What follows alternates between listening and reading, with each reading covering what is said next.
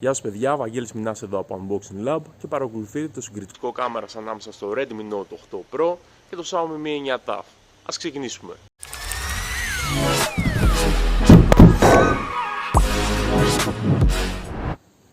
Ας ξεκινήσουμε σε 1080p 30 fps.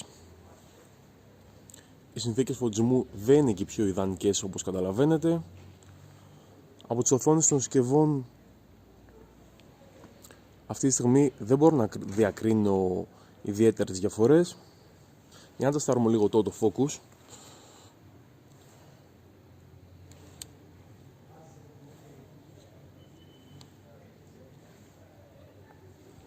Έχουν εντύπωση ότι στο Mi 9 TAF είναι λίγο πιο γρήγορο.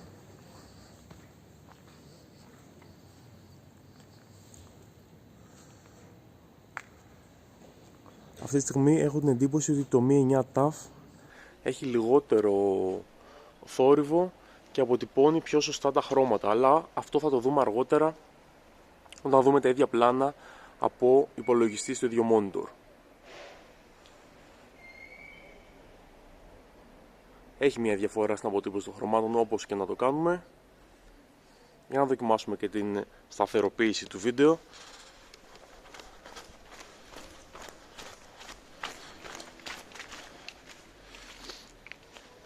Αυτό που παρατήρησα είναι ότι το Redmi Note 8 Pro δεν είχε τόσο καλή σταθεροποίηση. Για να δοκιμάσουμε τώρα και στα 60 fps σε 1080p ανάλυση. Νομίζω ότι το Mi 9 TAF αποτυπώνει περισσότερη λεπτομέρεια στην προκειμένη περίπτωση.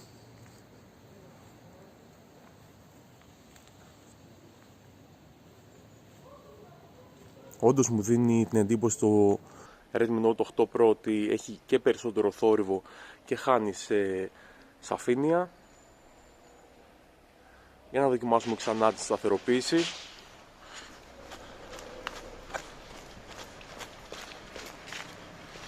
Το παράδοξο είναι ότι σε 60 fps νομίζω ότι τα πήγανε το ίδιο καλά όσον αφορά τη σταθεροποίηση. Ας πάρουμε το ίδιο πλάνο και σε 4K 30 fps, τη μέγιστη δυνατότητα δηλαδή των smartphone μας. Κανένα από τα δύο δεν μπορεί να κάνει λήψη 4K 60 fps.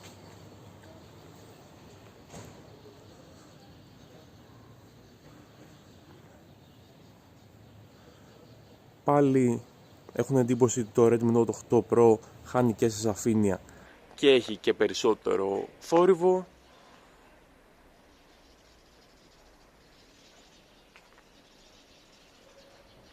Στο δυναμικό εύρος πάνω κάτω το ίδιο καλά μου φαίνεται ότι τα πάνε οι συσκευές μας. Για να δούμε ξανά τη σταθεροποίηση.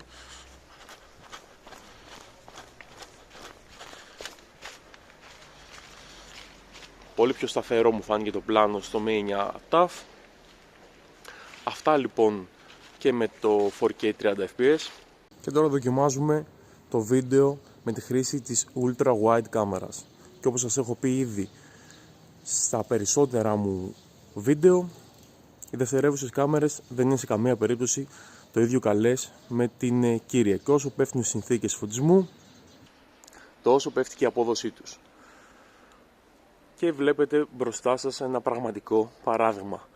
Και ιδιαίτερα δε του Redmi Note 8 Pro, που είναι πραγματικά άχρηστα τα πλάνα από την Ultra Wide κάμερα. Στο Mi 9 TAF τα πράγματα είναι αρκετά καλύτερα θεωρώ. Τώρα για να πάρω το ίδιο πλάνο με την Ultra Wide σε καλύτερες συνθήκες φωτισμού, για να δείτε την διαφορά και να καταλάβετε αυτό που εννοώ. Όπως βλέπετε και εσείς, το αποτέλεσμα στο Redmi Note 8 Pro πλέον είναι πιο αποδεκτό σε σχέση με πριν, αλλά και πάλι είναι πίσω σε σχέση με το Mi 9 TAF.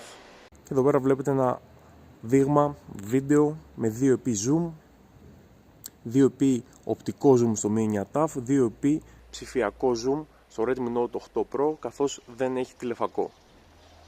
Αυτά λοιπόν και με το βίντεο. Ας δούμε και κάποια δείγματα φωτογραφιών.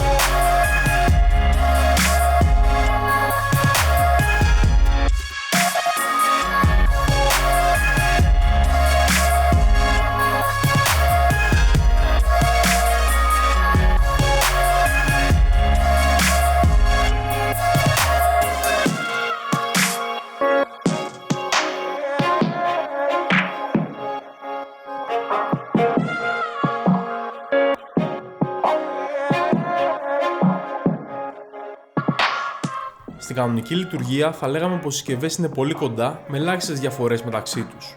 Όμως στην λειτουργία των 64 MP είναι φανερό ότι το Redmi Note 8 Pro μπορεί να αποτυπώσει περισσότερες λεπτομέρειες. Εκεί όμως που φαίνεται η αδυναμία του είναι στην Ultra Wide κάμερα, η οποία είναι κατώτερη των προσδοκιών ακόμα και σε σχετικά καλές συνθήκες φωτισμού.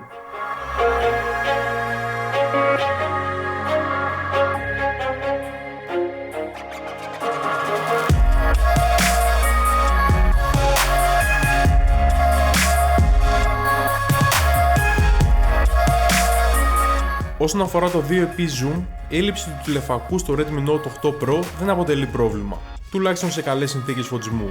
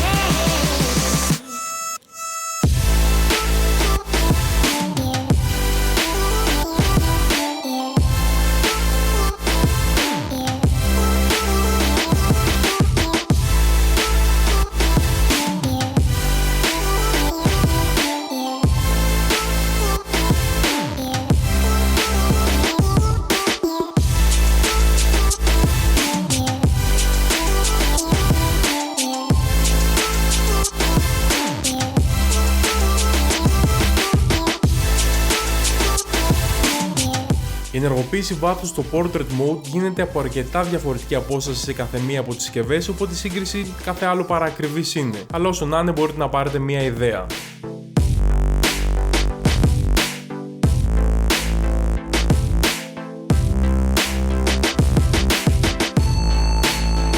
Ενώ στη selfie το αποτέλεσμα είναι ικανοποιητικό και από τις δύο συσκευές, αν και το Mi 9 TAF φαίνεται να τα πάει λίγο καλύτερα.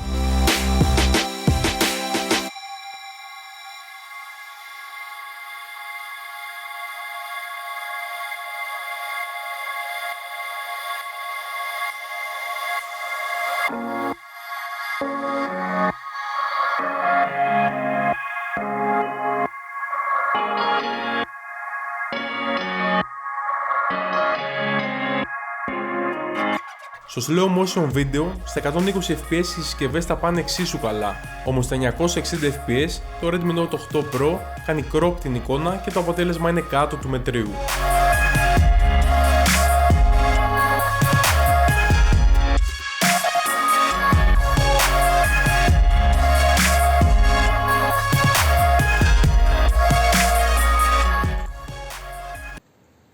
Ήρθε η ώρα να δοκιμάσουμε τις συσκευές μας και σε συνθήκες χαμηλού φωτισμού.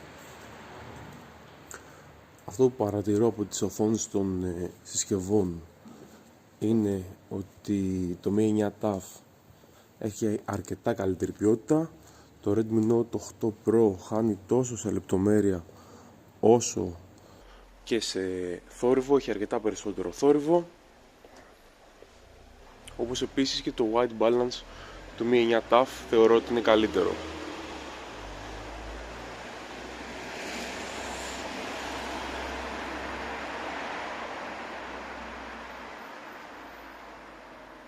Βέβαια αυτά τα αποτελέσματα μπορεί να διαφέρουν όταν τα δω στην οθόνη του υπολογιστή μου.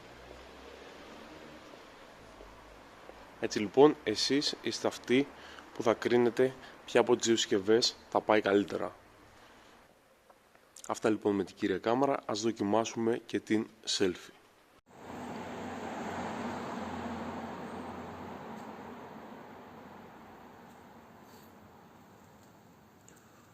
Όσον αφορά την μπροστινή κάμερα, είναι δύσκολο να κρίνω αυτή τη στιγμή.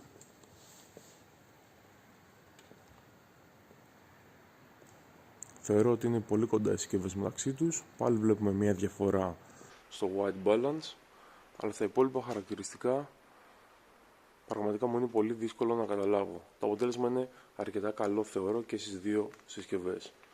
Αυτά λοιπόν και με την selfie κάμερα. Ας δούμε και κάποια δείγματα φωτογραφίων.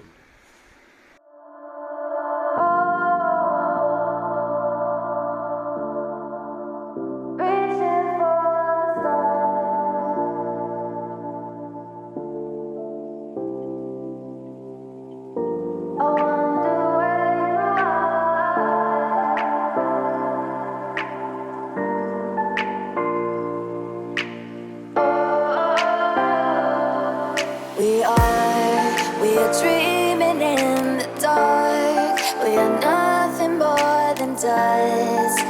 Search but you stay lost. We are reaching for the stars, but we're making this too hard.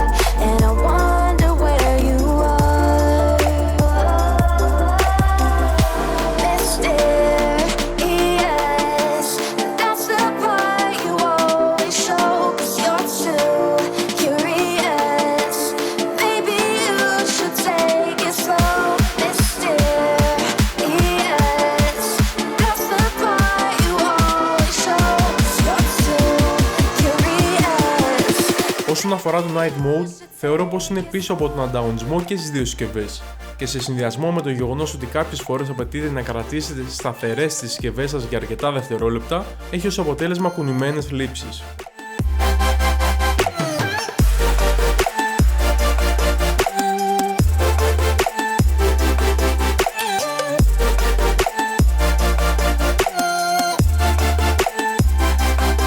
We are dreaming in the dark. We are nothing more than dust. You search but you stay lost. We are reaching for the stars, but we're making this too hard. And I wonder where you are. Σε χαμηλές συνθήκες φωτισμού τα πράγματα δεν είναι τόσο ξεκάθαρα. Όπως βλέπετε και εσείς, σε κάποιες λήψεις περιέχει το Mi 9 TAF, ενώ σε άλλες το Redmi Note 8 Pro. Εκεί που σίγουρα φαίνεται η διαφορά είναι στην Ultra Wide κάμερα, που από ό,τι φαίνεται είναι κυρίως για διακοσμητική χρήση στο Redmi Note 8 Pro. Yes, that's the part you always show. 'Cause you're too curious. Maybe you should take it slow.